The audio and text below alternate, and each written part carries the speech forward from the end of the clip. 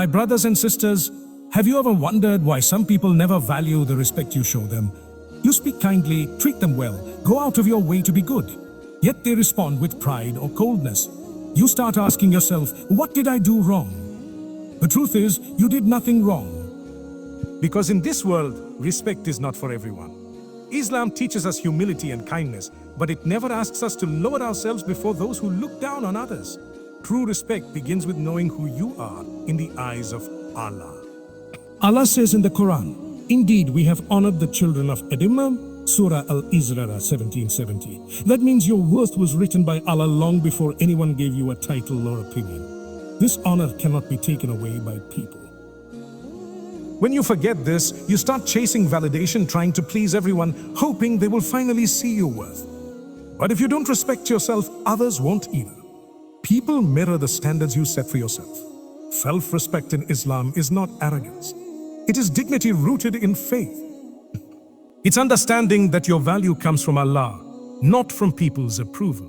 The Prophet literally was the most humble of men, yet he never humiliated himself for acceptance. He forgave, but he stood firm. He was kind, but never desperate for validation.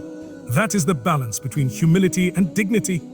When you respect yourself, you begin to make better choices. You stop chasing people who don't value you. You stop apologizing for being who you are. You start setting healthy boundaries, not out of pride, but out of gratitude to Allah for the blessings of your time, peace, and heart. You realize not everyone deserves access to your emotions or your energy. Many confuse self-respect with pride, but in truth, self-respect is an act of worship. It's acknowledging that Allah entrusted you with a soul, a body, and a purpose, and you must honor that trust. The companions of the Prophet, they carried themselves with quiet strength.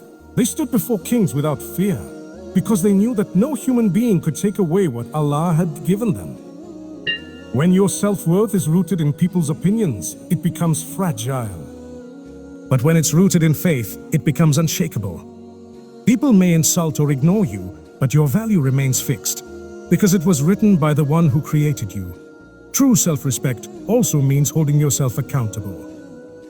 It's not just about demanding good treatment, but about living with honesty, purity, and integrity. You can't claim self-respect while lying, gossiping, or disobeying Allah. Respect your tongue enough to guard it, your time enough to protect it, and your heart enough to keep it sincere. When you live with dignity, you inspire others to do the same. The children learn respect by watching their parents. Communities grow stronger when people carry themselves with integrity. Even in disagreement, those who respect themselves stay calm. They don't lower their character to win arguments.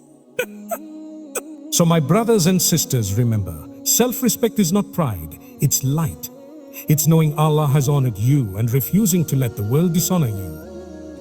You can be kind without being weak, forgiving without being foolish, and humble without being invisible. Never measure your worth by how people treat you. Sometimes Allah allows disrespect to remind you that your validation should come from Him, not from others. Respect yourself, not because the world demands it, but because Allah has already declared you worthy. True worth. Walk with dignity, speak with sincerity, and live with integrity, because no one can take your honor away. It was never in their hands to begin with. My brothers and sisters, many people today believe that because of their position, wealth, or status, they automatically deserve respect. Yet they forget that true respect can never be demanded. It must be earned. Islam teaches that respect is built through character, not titles or authority. The Prophet Muhammad said, "None of you truly believes until he loves for his brother what he loves for himself."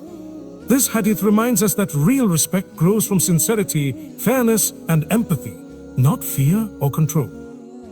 You cannot force people to respect you by raising your voice or demanding attention. People respect you when they see truth in your actions and humility in your heart.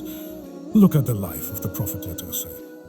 He never demanded respect, yet every companion honored him more than anyone else. Why? Because he earned it through mercy, justice, and kindness. He greeted the poor as he did the rich, smiled at strangers, and spoke gently even to those who opposed him. He showed that real respect comes from how you treat people, not how you demand to be treated. Sadly, some people misuse the idea of respect. A parent might demand it but show none in return. A leader may expect obedience yet speak harshly to others. A husband may demand honor while failing to honor his wife, but respect in Islam is mutual. The Prophet later said, "The best of you are those who are best to their wives." Notice, he linked greatness to goodness, not authority. Fear may make people obey you, but it will never make them admire you. True respect is born from the heart. When people see your integrity, when they feel safe in your presence, we must also remember that not every smile or compliment is respect. Some people will flatter you when you are powerful and forget you when you are weak. But real respect lasts. It's shown even when you have nothing to offer. That's the respect the companions had for the Prophet built on love and trust, not fear or benefit. If you want to be respected, start by respecting others. Greet people warmly. Listen with attention. Avoid gossip, arrogance, and mockery. Respect is not built in a day. It is built through consistent goodness. Allah says in the Qur'an, "And do not turn your face away from people in arrogance, nor walk in pride upon the earth." Indeed, Allah does not like the arrogant and boastful. Surah Luqman 31:18. Arrogance destroys respect, but humility raises it.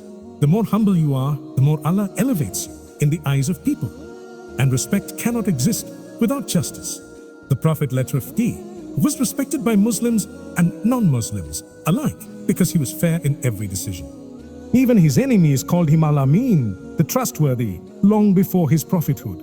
True strength also plays a part in this. Many think shouting or controlling others earns respect, but the Prophet the strong person is not the one who can overpower others, but the one who controls himself when angry. That is real strength, mastery of the soul. It takes far more courage to stay patient than to react in anger. In families, this lesson matters deeply. Parents earn their children's respect through kindness and conceit. Spouses earn mutual respect through compassion and understanding. Respect cannot survive in a home filled with shouting or belittling. It grows only in mercy and sincerity. And remember, my brothers and sisters, don't chase respect, build it. Don't demand it, deserve it. Live with honesty, humility, and integrity, and even those who dislike you will recognize your goodness. The people who demand respect often lose it, but those who quietly earn it never have to ask for it. Be the person whose character speaks louder than their words, whose integrity commands respect without ever seeking it. That is the kind of respect Allah Himself honors, the kind that is written not on tongues, but in hearts. Crescent moon because their actions come from principle, not pressure. They do not change who they are just to please others or to prove a point. Their kindness is rooted in strength, not in fear. Such a person knows when to forgive and when to walk away, when to speak softly and when to stand firm. They are guided by the wisdom of the Prophet who taught that the believer is gentle, but not weak, firm, but not harsh. True kindness is not about allowing yourself to be used or disrespected. It is about rising above the darkness of anger and revenge. When you choose kindness, even when you could respond with bitterness, you show that your heart is led by faith, not ego. And Allah never lets such hearts go unrewarded. The Quran reminds us that good and evil are not equal. Repel evil with what is better. Then the one who was your enemy may become as close as a devoted friend. Surah Fussilat 41:34. This ayah teaches us that kindness has the power to transform hearts and situations.